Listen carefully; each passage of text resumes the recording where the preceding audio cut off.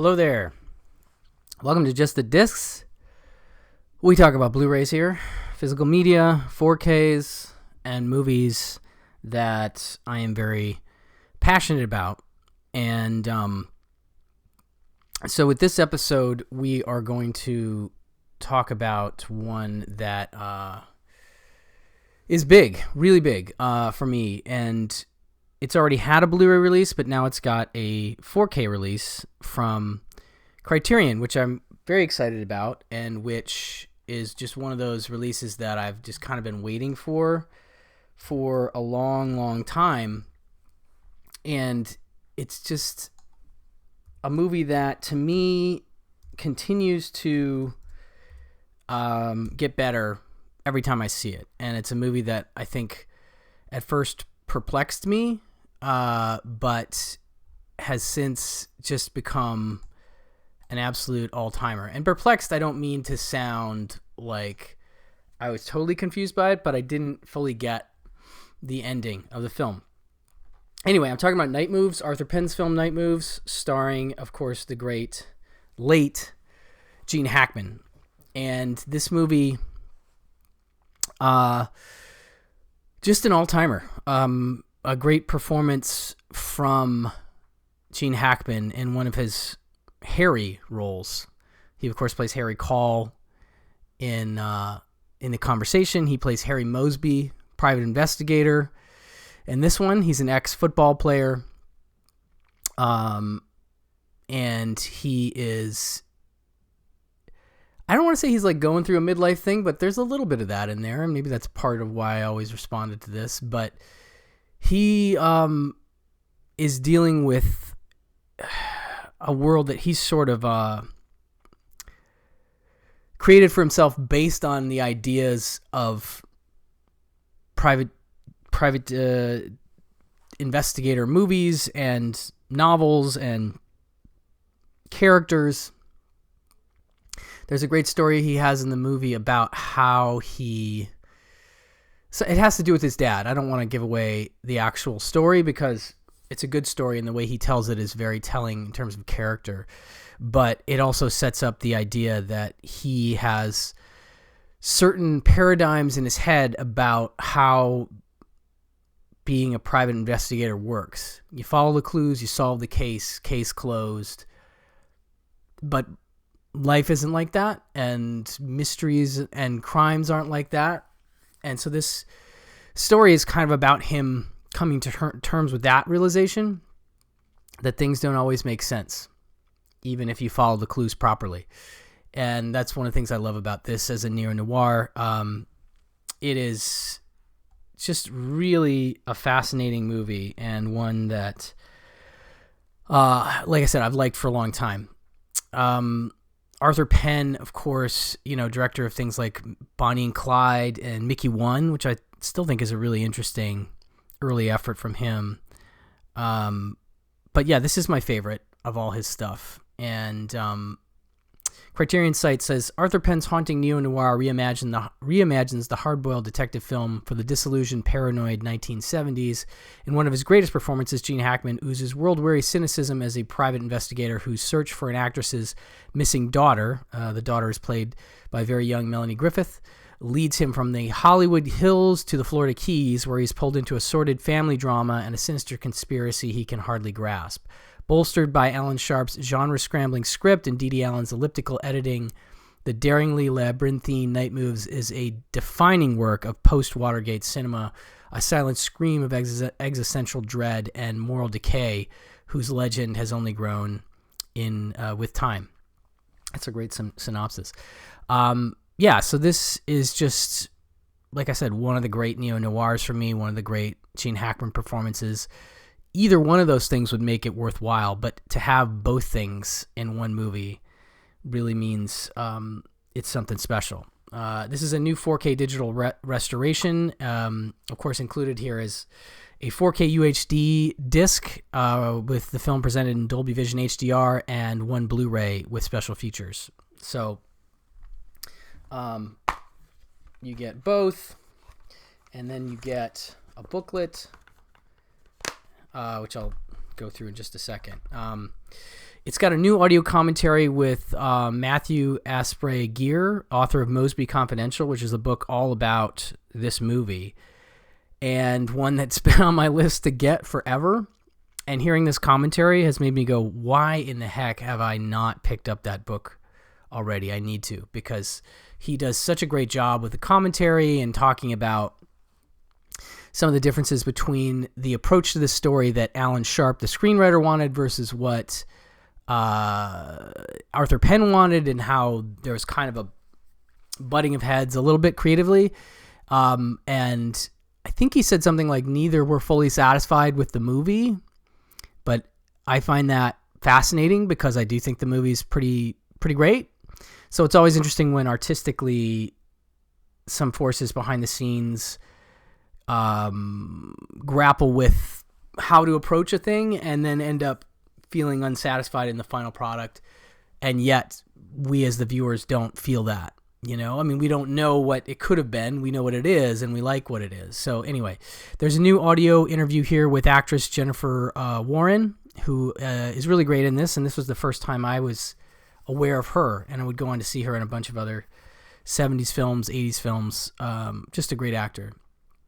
There's an interview with director Arthur Penn from a 1975 episode of Cinema Showcase, which is really cool to have, as well as an interview with him from the 1995 documentary Arthur Penn, A Love Affair with Film, and Day of the Director, a behind-the-scenes featurette, which ties into this movie as well.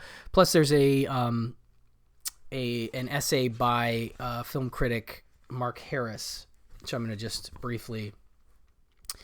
Harry Mosby, the beleaguered, wary, often overmatched private investigator at the center of Arthur Penn's 1975 neo-noir Night Moves, is a man of few and mostly solitary pleasures, one of which is chess, teaching himself the game. He likes to study famous old matches, including one that hinged on a brilliant series of maneuvers involving one of the knights. The film's title is in part a play on that, even though the plot itself amounts to a bleak essay on the utter futility of trying to plan 3 moves ahead. Harry knows he'll never be a grand master at chess, or probably at anything. In truth, he's not much for games of any kind, despite being a former football player. Now a rapidly slackening 40 years old, he gets no closer to competitive action than the living room chair from which he glumly watches football. Who's winning? His wife, Ellen Susan Clark, asks, and as she walks in. Nobody, he mutters. One side's just losing slower than the other. That line from Alan Sharp's packed, zigzagging, tough, and rueful screenplay comes early in the movie, and it serves as both the thesis statement and a near-perfect encapsulation of the plot that's about to unfold. It's a story that places Night Moves alongside films like Alan J. Pakula's The Parallax View, Robert Altman's The Long Goodbye, and Stuart Rosenberg's The Drowning Pool, in a category that has come to be known as Watergate-era noir. Anyway, it's a good essay. I'm not going to read the whole thing, but I love that opening and how it places the film. But yeah, this is a new 4K, and it definitely it maintains the grain of the movie, and it looks good, and I was very excited to get it. Even after having had the Warner Archive Blu-ray, which has been available for some time in my collection, this was a welcome upgrade and something I'm very excited about. So Night Moves, again, this is obviously going to be on my list of favorite releases of 2025. As many of you know, that is often more about the film and how I feel about it as opposed to the packaging, but in this case, both are pretty great. Packaging and extras. And yeah, that commentary, just dynamite. You really got to get that book, as do I. So next up, I have another Criterion here. We have Alan Rudolph's film Choose Me. This is from 1984. And this one's been a long time coming, too. A cult favorite that I first discovered via Danny Perry's Cult Movies book, and one which just fascinated me from the get-go. I was like, what is this movie? And then seeing it, I've continued to be fascinated by it because it is a beautiful sort of mix of noir and musical, and it's just a very unique film. And I'm a fan of Alan Rudolph. I'm a fan of, his collaboration with Robert Altman, and you can kind of feel the two have certain similarities in their sensibilities and their sprawling multi-character narratives and quirkiness. Like they use some of the same actors. Like Keith Carradine is a big part of this movie, and he's a big part of a lot of Altman's films. And there's a couple others in here I feel like that fall into that camp. But this is a big one, and one of Rudolph's best and most interesting films. I think the best for me is Remember My Name, which, I really do hope gets some kind of physical release. A nice 4K would be amazing. I hope it's in the works. There may be some issues with it, as I don't believe it's had much of a physical release to this point. But it, to me, is his best film. This is in the conversation, though, and it's very interesting. As summarized on Criterion's site, an achingly romantic neon dream, Alan Rudolph's comic and cutting exploration of the mysteries of human desire established him as one of the most boldly idiosyncratic independent auteurs of the 1980s. At the Smoky Dive Eve's Lounge, a collection of strangers, including an insecure radio sexpert, Geneviève Bujold, a commitment-phobic former sex worker, Leslie Ann Warren, and a globe-trotting mystery man, Keith Carradine, become entangled in a web of passion, jealousy, and self-discovery. Grooving to the rhythms of Teddy Pendergrass's sexy slow jams, Choose Me exists on its own offbeat wavelength, naughty, surprising, and deeply tender in its vision of lost souls, wounded by love, yet still reaching out for human connection. Again, a really nice summary of this film. This is a new 4K digital restoration of the film. It's supervised by Alan Rudolph himself and producer David Blocker with uncompressed audio. One 4K disc of the film presented in Dolby Vision HDR, and one Blu-ray with the film and special features. This has some really nice features on it, including a new conversation between Alan Rudolph and Keith Carradine, which is really neat to see and hear so many years after this film came out. New program featuring interviews with Rudolph, producer Carolyn Pfeiffer, David Blocker, and production designer Steve Legler, and excerpts from an interview with Rudolph at the Midnight Sun Film Festival. Plus, it includes an essay by critic Beatrice Loyosa, which I gotta check out, of course. Double disc, as usual, from Criterion. So in terms of this essay, anyone who has struck up a flirtation via app or text knows that it can be easier to bare your heart through some form of mediation. The hundreds of yearning city dwellers who call into the Love Line, a radio show hosted by the alluringly sagacious Dr. Nancy Love, Geneviève Bujold, are taking advantage of just such a proxy. Delivering her wisdom in a velvety low register, Nancy's voice at least suggests the kind of woman men dream about and women want to be. In reality, her sex life is pretty much non-existent. That's the thing about keeping a safe distance, which both Nancy and her callers know all about. Our fantasies may remain undisturbed when we're not required to, quote, deal with the complexities of people's faces, as Nancy says on the phone with her shrink. But desire works in mysterious, spontaneous ways, and there's no stand-in for what our bodies, eyes, lips, loins, can express in the heat of a raw encounter. Love's whims and ambiguities are the lifeblood of Alan Rudolph's Choose Me, 1984, a sultry snapshot of the personal lives of six night crawlers loosely connected by their association with a bar called Eve's Lounge and the surrounding neighborhood. These characters are unfettered by the precepts of bourgeois morality and the nuclear family, but struggle to find happiness in their freedom.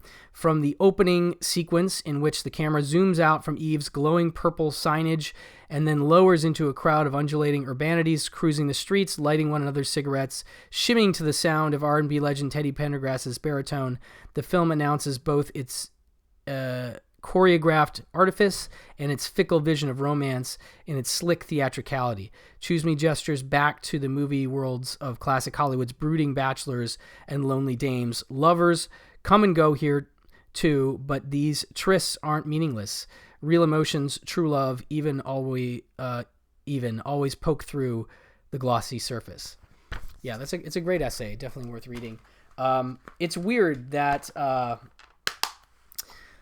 I don't want to say like I can relate to this movie more now than ever, but it's true because I have recently become a city dweller again after 20 plus years. It's been a long time since I've lived in Los Angeles, and I do now. And I find myself occasionally wandering down to my local bar to just hang out and, sometimes work on podcast stuff, have a glass of white wine and just relax.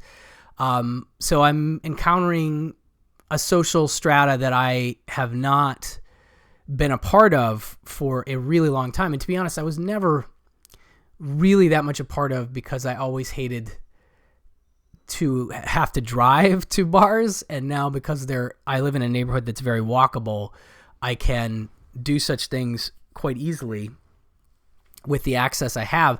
And it feels different. So watching a movie like this feels different, I'm certainly not engaging in the kind of stuff that is going on in this film, but it's still something that's become surprisingly more relatable, which is another thing I love about cinema. And it's an easy thing to say, but it's never stopped fascinating me how films change over time and how you yourself change and how you feel about the films change each time you rewatch them, given your situation in life, wherever you are at that moment. And so, yeah, this one was a really interesting rewatch for me. But again, a really neat cult film, and you'll see when you watch it why it is that. I mean, part of it has to do with the quirky sort of narrative, but the way music is sort of infused into the film is a pretty unique way. And I do like the idea of basically one artist being responsible for almost the entire soundtrack, or maybe the whole thing. I think that's an amusing and interesting trope of certain films, and I've always found myself actually drawn to most of those films. I can think of like a few examples. The prominence of Cat Stevens in Harold and Maude, for example, things like that. There's a cohesiveness to me. I mean, music is just a really big deal, period. It's part of my job, and so it's a thing where when the music is of the same artist, it creates an emotional continuity for me that's not present quite the same way with films that don't do that. So it's a unique thing that I've always kind of loved. Anyway, fascinating cast, fascinating story, and a good-looking 4K release. This one went from DVD straight to 4K, which is great. I love it when that happens. It's a beautiful thing that's become a bit of a trend lately, and I am here for it. I want more of it. Like I said, let's have Remember My Name, which has not even had a DVD release. Let's jump that from, I don't even think it got a VHS, honestly. I think it's only been on TV. Anyway, let's jump that to 4K, if we can figure out whatever the issues are with that one. I don't know. But yeah, Alan Rudolph, a great filmmaker that I highly recommend checking out his stuff if you haven't. So there's that. Then we have a few I wanted to throw in here from one of my favorite labels, and that is Fun City Editions. And we have 3 new releases to talk about. They have announced some other new stuff that I'm very excited about, which I'm going to mention right now, and that includes a new release of the wonderful John Sayles film Baby It's You, which I know that the founder and man behind Fun City Editions, my friend of more than 25 years, Jonathan Hertzberg, is very excited to be putting out. It's a new transfer, and there's lots of extras for Baby It's You, and he and I have been fans of that film for a long, long time, and I associate that with him a lot. He's also putting out Falling in Love with Robert De Niro and Meryl Streep, which is another Paramount film that's really underseen and underappreciated, and that's one of the things I love that Jonathan does with his label, and he's done such a nice job. So anyway, LIFEGUARD, this is a new disc from them, and another movie that I have liked a lot for quite a long time, and it stars Mr. Sam Elliott as a lifeguard. And he is, a lifeguard, if you will. And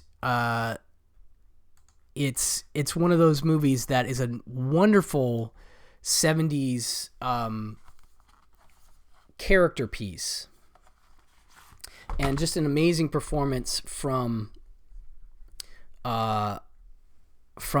Sam Elliott, who is one of our great actors as far as I'm concerned. But this one is really something special. On the site, it's summarized as every girl's summer dream. It looks as if Rick Carlson, Sam Elliott, has it made. He's bright and good looking. He's also the lifeguard on a stretch of California beach that has more than its fair share of tan bodies and beautiful girls. But Rick is at the crossroads of his life. His friends and family are pushing him to, quote, get a real job. But at this point, Rick's not sure what real is. Elliott drew waves of accolades for his sensitive and sexy portrayal of the aging title character who's compelled to reassess his life and career. Lifeguard has been restored from a 4K scan of its original camera negative for the first ever Blu-ray release. So yeah, this movie has not been on Blu-ray to this point. And it is really something special. It is really something special, I got to tell you. It is of its time. I will warn folks about that. So there's certain elements of it that are, wouldn't be part of a film if made today. And that's not necessarily a bad thing. In terms of some interactions with some younger folks in the movie and, the two prominent ladies in the film being the Kathleen Quinlan and Ann Archer. And they represent sort of two different poles in a way for the Sam Elliott character. He's nudged into a potential car salesman job, and it's a question of, will he take it? This movie affected me much differently when I saw it for the first time on DVD when it came out in the early 2000s, I think, because I was still working at a video store at the time, which is a job I had for about a decade of my life, starting in high school. And so there was a certain resonance the film had to me at that time where I was like enjoying my video store job, which, it's sad to me that job is more or less gone. There aren't enough video stores out there for there to be a lot of those jobs. But I did love that job. Like, I can't even tell you. That's why I did it so long. It was just one of my favorite things ever. And so I can see and relate to the idea that Sam Elliott really loves his job. And it's become a part of his identity, as that job did for me. And it's really a tough thing when you feel judged by other people about not having moved on as they see it. But yeah, anyway, I feel differently about the film now, but I still love it. I still think his portrayal is really just remarkable. And it's a great 70s movie. This has a newly recorded audio commentary by Jim Healy and Ben Reiser. And they are both incredibly knowledgeable gentlemen, and they do a great job with it. It also has a booklet with new essay by Christina Cacioppo. And that's part of the first pressing only. Has a reversible wrap. Jonathan knows how to do it. So there's an appeal for collectors in terms of, the packaging and in terms of the extras. This essay, spanning decades, Sam Elliott's career has often found him in supporting roles, be it a mentor, ass-kicker, Wade in Roadhouse, the narrating stranger in The Big Lebowski, or the tough, loving big brother in A Star is Born. With his reliable, bristling mustache and deep, slow voice, he's always a memorable, even comforting presence. A couple of indie movies over the past decades have put him front and center. The Hero, 2017, and The Man Who Killed Hitler, and then Bigfoot in 2018. But the first time he had top billing was in 1976, and until recently it was pretty much his sole starring role in a feature film. That is an interesting point to make, that this is like his first big starring role. and it's just one of those things that really makes you appreciate how good an actor he is and how good he's always kind of been, you know? And I love those first showcase roles that you can get for from an actor that really demonstrate right out of the gate. This guy's always been good. It's directed by Daniel Petrie, who has done other things like Sybil, Cocoon, The Return, Fort Apache, The Bronx, Six Pack. One of my favorites of his is also a favorite of Larry Karaszewski's, and that's Buster and Billy from 1974, which recently got a Blu-ray. But he's got a ton of interesting work in his filmography, although I think this is between Buster and Billy and this one, they're among my favorites that he's done. Bang the Drum Slowly is another one. Anyway, that's Lifeguard. It's great. I love it. Another wonderful entry in the canon for Fun City Editions. Another movie that I associate very much with my friend Jonathan Hertzberg is this movie Racing with the Moon, which is from actor Richard Benjamin, and it is one that I just remember Jonathan highlighting to me early on in our friendship. Of course, it has a great cast, including Sean Penn, Nicolas Cage, Elizabeth McGovern, Crispin Glover shows up here, Carol Kane. But yeah, this one from 1984 is just another really beautiful character drama, which post Fast Times, you know, you see Sean Penn doing something quite different from the Spicoli character. You know, obviously I think he enjoyed the notoriety and acclaim he got because of that role, but I think he wanted to show that that's not what he was all about, really. And this is a great example of that. On the website, it says, it was 1943 and young men were counting the days before they went off to war. Henry Hopper Nash, that's Sean Penn, and Nicolas Cage are enjoying their last boyish exploits before they enter the Marines. Elizabeth McGovern portrays Penn's mysterious girlfriend. It's a sensitive, bittersweet tale of lost innocence and the trauma of growing up too fast. The result is a magic moment, brilliantly captured within the emotional cross-current of America's most dramatic time. Racing with the Moon has been restored from a new 4K scan of its original 35mm camera negative for its worldwide Blu-ray debut. Yeah, I love that, again, Jonathan's focus is on putting out movies that he believes in, but also putting out movies that haven't had a Blu-ray to this date. And I know we're all really hung up on 4Ks. I just talked about 2 from Criterion. But I will say this, 4K is not the end-all, be-all that maybe we've created it in our heads to be. It is a great new format, but I just want to say, I think Blu-ray is still pretty awesome, you know, and there, for me, isn't always that much of a big leap between 4K and Blu-ray that I feel like it's necessary. I mean, I get caught up in it too, don't get me wrong. If something I love comes out on 4K, I'm like, well, I got to have the 4K, and that's, I think, where we're at as collectors mentally. But I think a new 4K scan of a movie on Blu-ray looks pretty darn great, and this is no exception. This looks wonderful. Yeah, so this is directed by, again, Richard Benjamin, who, of course, is an actor of some note, but did do some really enjoyable films as a director, including this film, the wonderful My Favorite Year, which was a couple years before this, and thankfully that is on Blu-ray from Warner Archive. But he did Little Nikita, he did The Money Pit, Mermaids is another one that I know has got quite a following. I like Milk Money.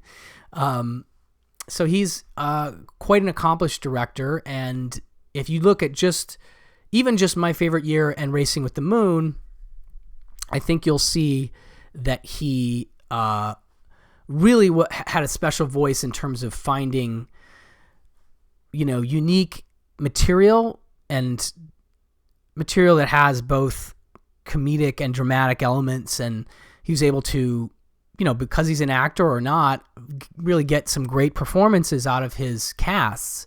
And this is no exception. I really think this is among the better performances of both, all people involved, Elizabeth McGovern too, but Sean Penn and Nick Cage. I think it's two of their best performances of the decade, and they had a lot of great stuff happening in the 1980s. I feel like this film is woefully underdiscussed to this date, and it's shocking that it hadn't had a Blu-ray to this point. But it is quite a memorable coming-of-age story, and it's a beautiful period piece as well. And I'm just really excited. It's another one that I associate exclusively with my friend Jonathan, and so I'm just really happy that he was able to put this out.